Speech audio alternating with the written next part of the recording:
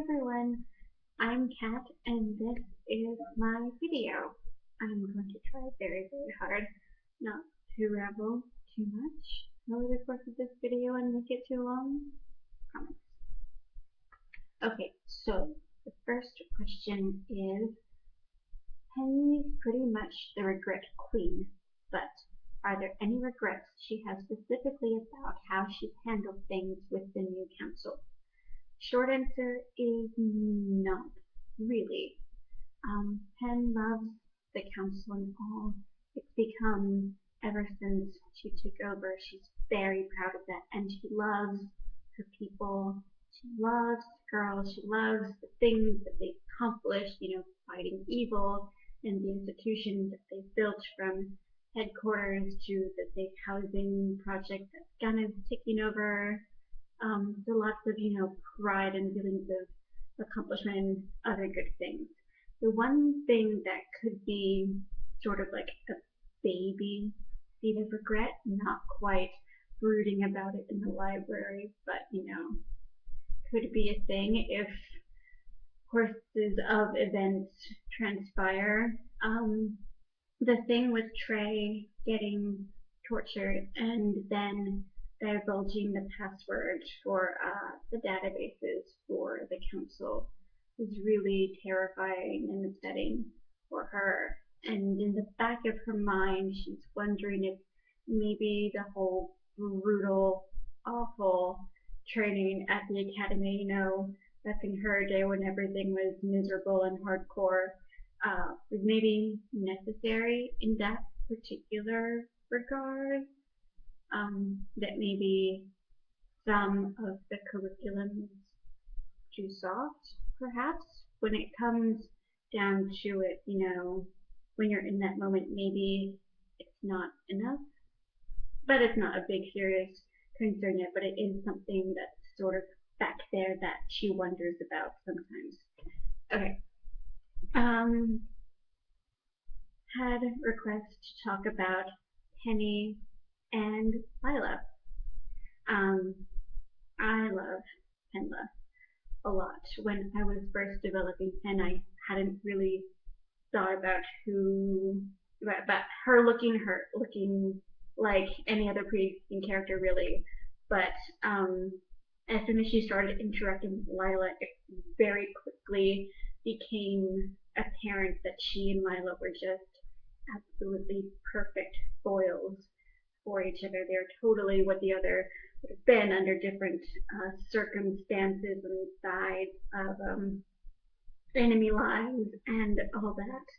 And that is what makes them such fantastic enemies, and what for a very tiny brief while made them really interesting, excellent friends in 1.0, because they weren't like Pen and Charlotte or Pen and Maggie, where they sort of admit to being friends. They just sort of casually wander in and out of being, fulfilling friendly type roles for each other, because they have this very fundamental understanding of each other's values and analytical skills. They read situations and praise situations similarly, I think.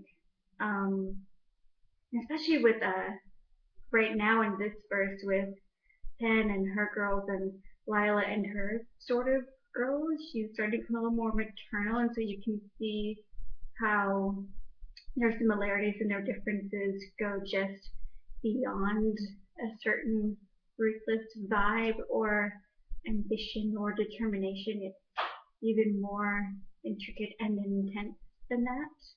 And I really love that. And I think that helps bring this even greater tension to their interactions. The good ones, where they bond sort of over the whole Fred thing, or bad ones where, Hannah's literally ripping Lila a new one in her stomach. Especially with Pen's whole guilt and self-image and self-loathing issue, seeing Lila as at least a partial mirror of herself is really fantastic to play with, and I just really love it a lot. Okay, the other relationship I have a question about is Pen and Maggie. Pen and Maggie was a really unexpected friendship for me for some reason. When I was first drafting the character, um, the bio, I didn't really think, oh my god, it's going to be Pen's best friend. It's going to have the coolest, sweetest friendship ever.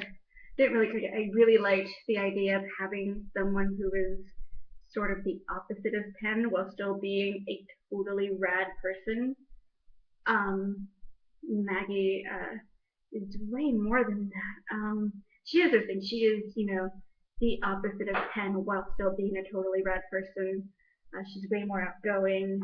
Um, she's way more casual and conversational. She takes a lot more risks within the personal relationships in her life. She doesn't, weigh or justify every single thing the way Pen sort of feels the need to do. Um, but when they're together, you see a lot of their similarities crop up, even though Pen is, stuffy and serious and reserved. Maggie hides behind, stuff to her humor and her lightheartedness, as much of an armor as Pen's stuffiness is. And what's underneath that for the two of them is this really nice, genuine, well-meaning, person, and they connect on that level. Um, I really like that they got to where they are now by bonding through a third party.